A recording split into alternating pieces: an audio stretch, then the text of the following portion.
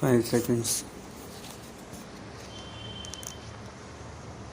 It has been proposed to set up this Industrial Development Corporation as distinct from the Industrial Credit Corporation.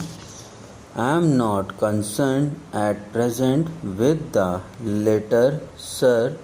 The object of this corporation is stated to be to quicken the pace of industrial development in the country. There is no denying the fact that it is necessary for the government to take the initiative in the matter of industrial development of our country and help in the growth of industries. If money were required for this purpose, nobody would be more happy to provide that money than our party, because we stand for the industrial development of the country.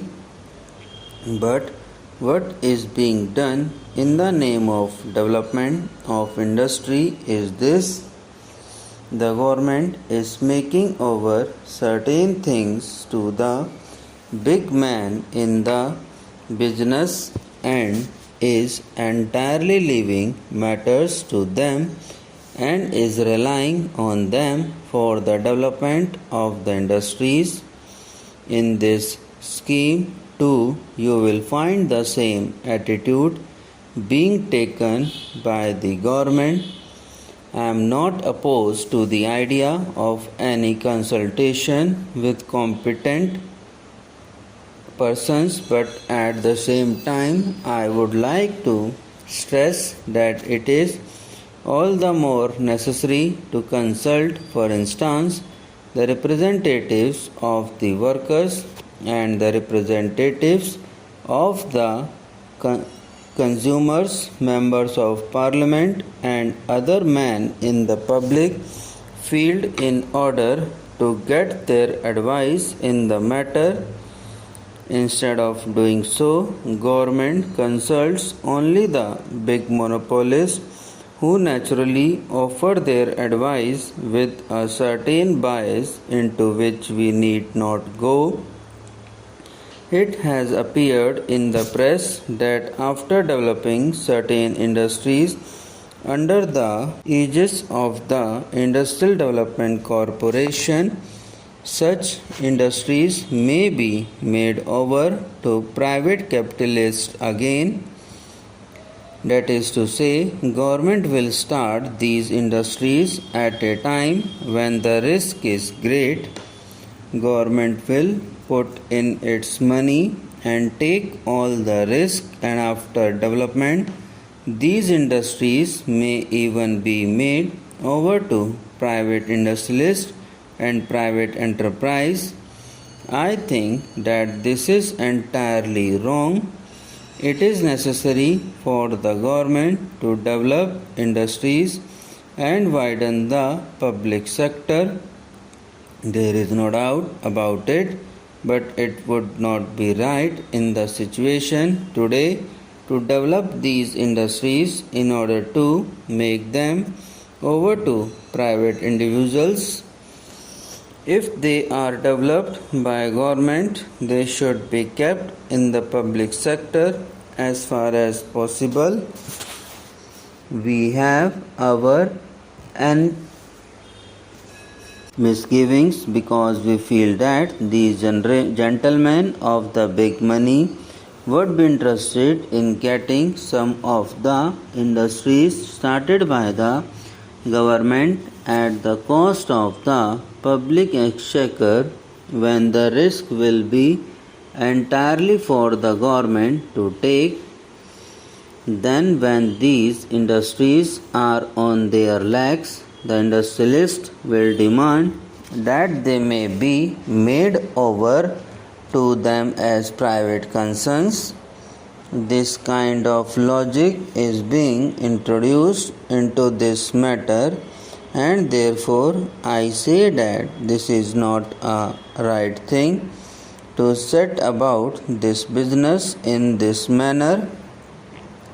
This will not quicken in any way the industrial development of our country.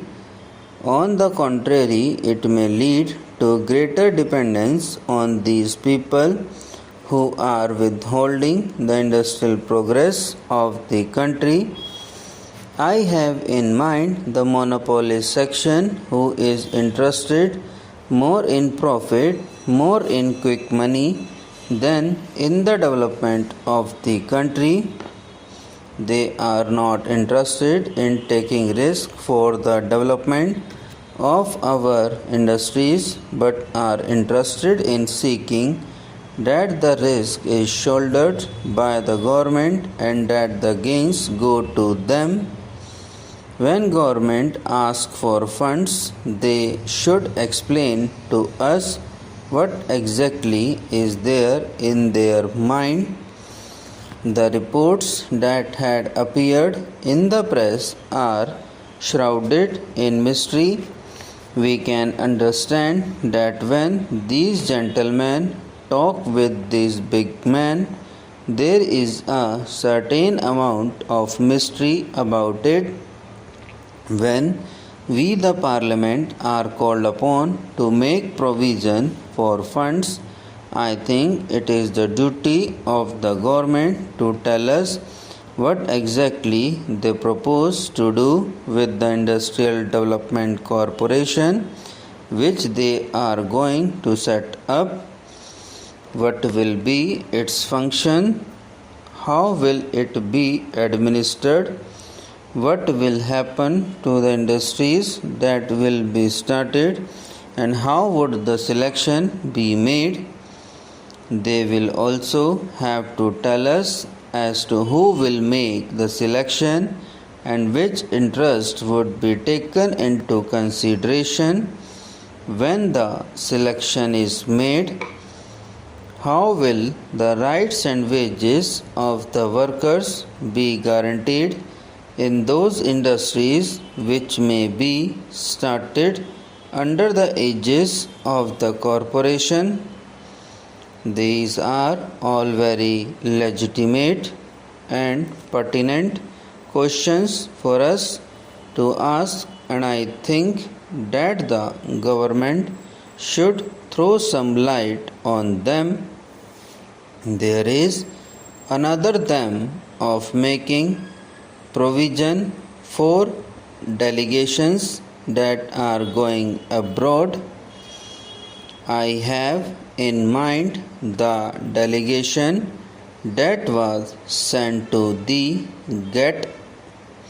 We sent a delegation to that conference, sir, and about 62,000 rupees is wanted for meeting the cost of that delegation. We have something to say on this item without discussing further. Subscribe now and press the bell icon. Never miss an update.